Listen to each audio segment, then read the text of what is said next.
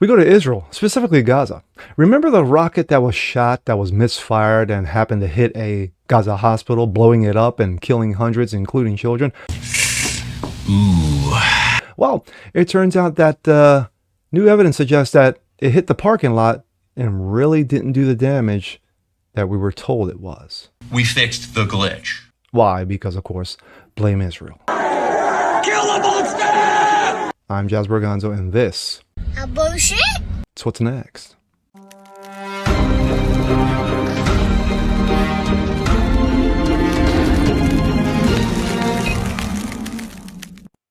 What's up, everyone? Jazz Berganzo, what's next? Your daily dose. Hope you guys are feeling good today on this Thursday. Well, there was a video I was going to release yesterday in regards to the hospital in Gaza that got hit by a rocket and, of course, did extensive amounts of damage, including casualties, and children were involved. Now, of course, once that raw video hit and the narrative was thrown out there, it went viral. Within 48 hours, Israel got blamed for the incident. But was Israel actually involved? And the rocket that was fired might have not done the damage that we were told it was. Then again, why? Because blame Israel. And here we go.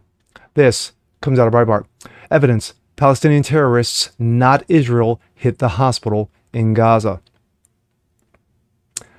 Evidence has emerged from the Israeli Defense Forces, as well as independent and even hostile media, showing that it was the errant Hamas terrorist group rocket and not Israeli airstrike that hit the hospital in Gaza on Tuesday evening. Video, radar, maps, media show the coverage of the impact site. Intercepted call between two Hamas operatives all suggest that Palestinian group rocket launched near their hospital misfired, hitting the parking lot, causing fire and apparent casualties. This was a raw footage from the IDF.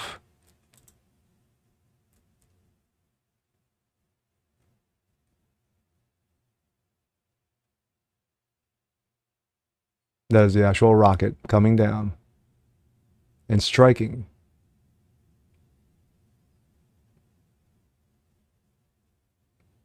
Now, of course, from that video alone, you would think, oh my gosh, they just struck a building. We don't know what building it was at the time. Turned out to actually be the quote-unquote hospital.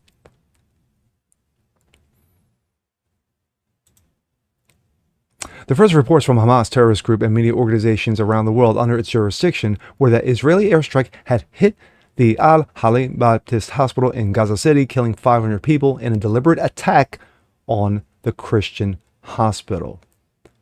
News agencies picked up the claim, and of course they ran with it. Getty Images published a map showing where Israel attack took place.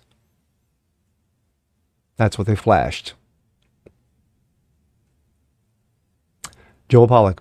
Here's a false map of Getty Images still up for the media worldwide to spread, accusing Israel for attacking the hospital based on Hamas sources. Yes, the enemy tells you that Israel struck the hospital. There's nothing sus about that. Oh, okay. Map was made in Turkey. This is how lies spread. How future generations are taught to hate Israelis and Jews. No retraction yet. Anti-Israel activists on Twitter seized the social media statements by pro-Israel influencers as proof that Israel was to blame. The earliest reports from official Israeli sources was that the IDF was investigating the explosion and that it looked like the hospital might have been hit by an errant Hamas rocket. A frequent occurrence, given that the rockets have no guidance systems.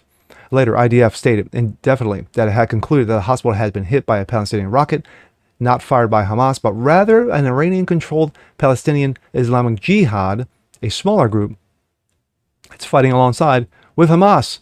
So call it Hamas Jr. IDF spokesman, Lieutenant Colonel Jonathan Korikis, went on to international news to show that pushback against the narrative. Jonathan Conricus, Lieutenant Colonel, thanks for joining us once again, especially on this very important day with all the breaking news. As far as this deadly Gaza hospital blast, you and other spokespeople for the IDF categorically denied that Israel was behind this blast at the Gaza hospital. You say it was a Palestinian Islamic Jihad rocket that failed and exploded. I understand the IDF says it has additional evidence to support this. What is the evidence and what does it show? Yes, Wolf, exactly, succinctly said by you. And we have just released for the international media video footage from a UAV, and we are going to release additional intelligence, basically a conversation that was intercepted between various terrorists where they themselves, unknowing of the fact that we were listening, confirmed that that they understand that it was a rocket that misfired. And as the time goes by, what we've done, and it took us some time because we wanted to be sure of the information before we say anything, we went through our own systems and first confirmed that we did not fire at that location and that there was no our misfire.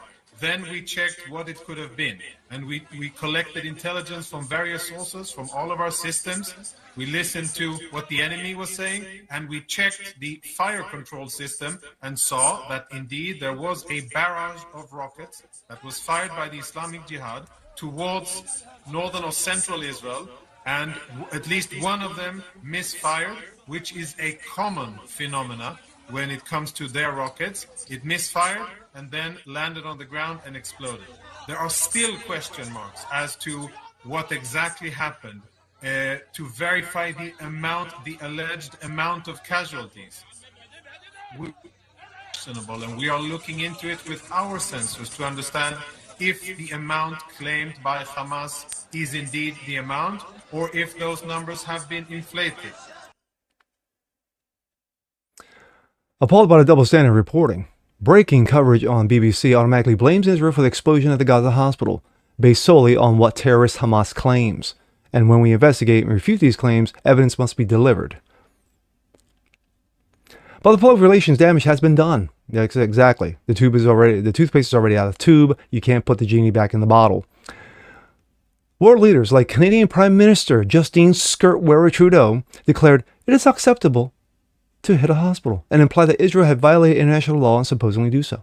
Rioters in Arab and Muslim countries attacked U.S. and Israeli embassies.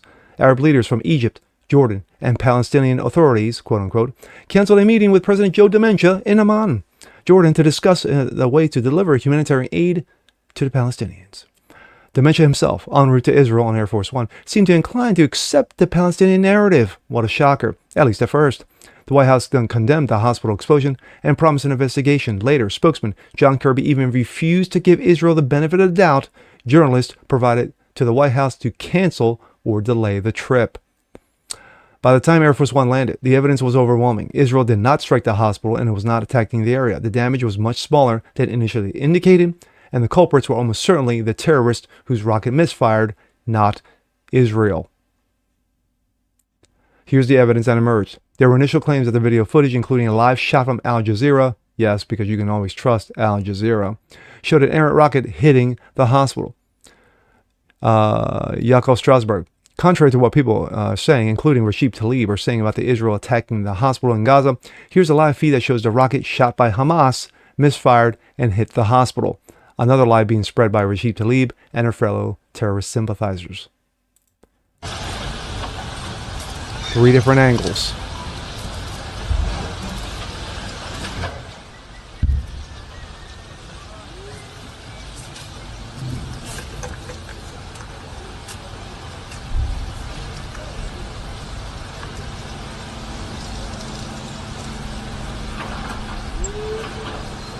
Funny how when you show evidence, things become more clearer.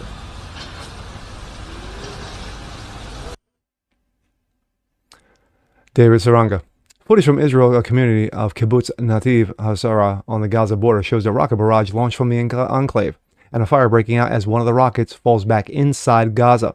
The barrage occurred at 6:59 to 7:02 p.m. local time, targeting dozens of Israeli sites.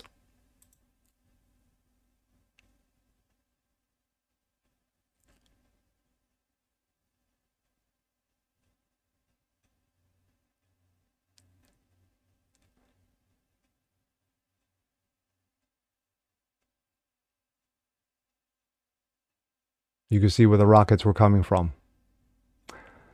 IDF, check your own footage before you accuse Israel. A rocket aimed at Israel misfired and exploded. A hospital was hit in Gaza. You had one job.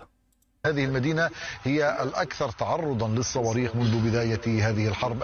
عمدة المدينة كانت تحدث قبل أيام عن أكثر من 1000 صاروخ طال هذه المدينة، وأكثر من 170 صاروخا سقط بالفعل في داخلها وأحدث دمارا في البنى التحتية وفي السيارات وفي المباني العامة والخاصة. شكرا جزيلا. Continue to watch people think it's okay to bomb a hospital where children. You know what's so hard sometimes is watching those videos and the people telling the kids don't cry. I'm like, let them cry. And they're shaking, and somebody, you know this, they keep telling them not to cry in Arabic. They can cry. Initially, when the report came out, of course, hospital struck. Automatically, Israel was to blame. They didn't even wait. 24 hours didn't even, they couldn't even just sit on this for 24 hours to make sure that they do their, I don't know, something called investigations. You might have heard that before. But like I just said, evidence causes clarity. And that's exactly what it is.